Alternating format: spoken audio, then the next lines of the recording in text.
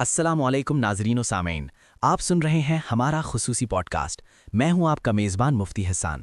آج ہم جس موضوع پر بات کرنے جا رہے ہیں وہ رمضان المبارک اور روزے کے حوالے سے ایک انتہائی اہم لیکن حساس موضوع ہے، یعنی روزہ اور ازدواجی تعلقات کے شرعی احکام۔ اکثر لوگ شرم و حیا کی وجہ سے یہ مسائل پوچھ نہیں پاتے، لیکن دین میں ان کا جاننا بہت ضروری ہے۔ اس موضوع پر ہماری رہنمائی کے لیے آج ہمارے ساتھ موجود ہیں ممتاز عالم دین مفتی صابر محمود صاحب۔ مفتی صاحب، پروگرام میں خوش آمدید۔ وعلیکم السلام ورحمۃ اللہ۔ جزاک اللہ مفتی حسان صاحب۔ بالکل، یہ احکام جاننا ہر مسلمان کے لیے فرض ہے تاکہ ان کی عبادات درست رہیں۔ مفتی صابر صاحب، سب سے پہلا اور بنیادی سوال جو عام طور پر پوچھا جاتا ہے کہ کیا پورے رمضان کے مہینے میں ازدواجی تعلقات یعنی مباشرت سے منع کیا گیا ہے یا اس کی کوئی خاص شرط ہے؟ رات کے اوقات کے حوالے سے کیا شرعی حکم ہے؟ دیکھیں مفتی حسان صاحب، ازدواجی تعلقات کی ممانعت صرف روزے کی حالت میں ہے، یعنی صبح صادق سے لے کر غروب آفتاب تک۔ افطار کے بعد یعنی رمضان کی راتوں میں بیوی سے ازدواجی تعلق قائم کرنے کی شرعاً کوئی ممانعت نہیں ہے۔ قرآن مجید نے سورۃ البقرہ میں اس کی واضح اجازت دی ہے۔ بہت خوب۔ مفتی صاحب، اگر خدا نخواستہ کوئی شخص روزے کی حالت میں یعنی دن کے وقت جان بوجھ کر اپنی بیوی سے ہمبستری کر لے تو اس کے لیے شریعت میں کیا حکم ہے؟ روزے کی حالت میں ہمبستری کرنا سخت گناہ، ناجائز اور حرام ہے۔ اگر کوئی جان بوجھ کر ایسا کرتا ہے تو اس کا روزہ ٹوٹ جائے گا۔ اس پر سچی توبہ کے ساتھ ساتھ روزے کی قضا اور کفارہ دونوں لازم ہوں گے۔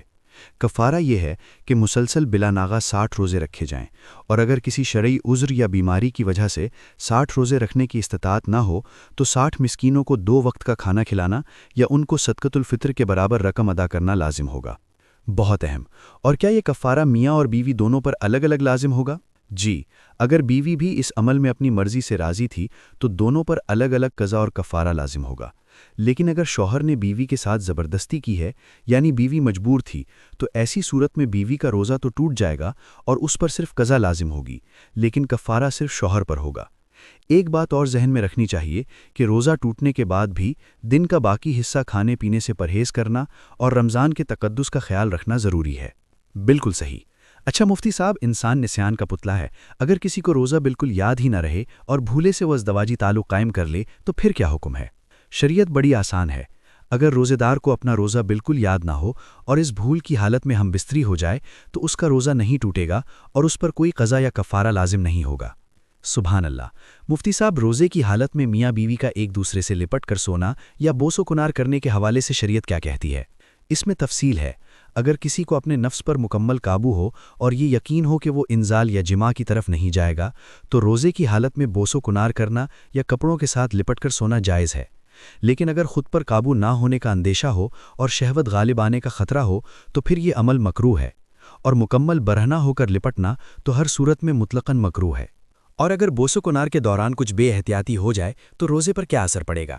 اگر اس دوران لعاب یعنی تھوک کا تبادلہ ہو گیا اور کسی نے اپنے شریک حیات کا لعاب نگل لیا تو اس سے روزہ فاسد ہو جائے گا اور قضا کے ساتھ کفارہ بھی لازم آئے گا۔ اور اگر بوس و کنار یا چھونے کی وجہ سے انزال ہو گیا یعنی منی خارج ہو گئی تو روزہ ٹوٹ جائے گا، تاہم اس صورت میں صرف قضا لازم ہوگی، کفارہ نہیں۔ یہ بھی یاد رہے کہ اگر شہوت کے وقت صرف مزی یعنی پانی کی طرح لیزدار مادہ نکلے تو اس سے روزہ نہیں ٹوٹتا۔ اسی لیے جوانوں کے لیے احتیاط اسی میں ہے کہ روزے کی حالت میں ان چیزوں سے مکمل پرہیز کریں۔ بہت اہم وضاحت۔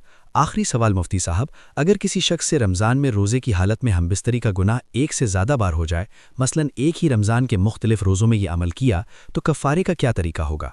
اگر کسی نے ایک ہی رمضان کے متعدد روزوں میں بیوی سے ہمبستری کر لی اور درمیان میں کوئی کفارہ ادا نہیں کیا تھا تو ان سب کے لیے ایک ہی کفارہ یعنی 60 روزے کافی ہو جائے گا۔ البتہ جتنے روزے اس نے توڑے ہیں ان سب کی الگ الگ قضا لازمی کرنی ہوگی۔ اور اگر ایک ہی روزے میں 2 بار جمع کیا تو پہلی بار ہی روزہ ٹوٹ چکا تھا، اس لیے دوبارہ کرنے سے کوئی مزید چیز لازم نہیں ہوگی۔ ماشاءاللہ۔ مفتی صابر محمود صاحب، آپ نے انتہائی سلیس انداز میں اتنے اہم شرعی احکام کی وضاحت فرمائی۔ ہم آپ کے بے حد مشکور ہیں۔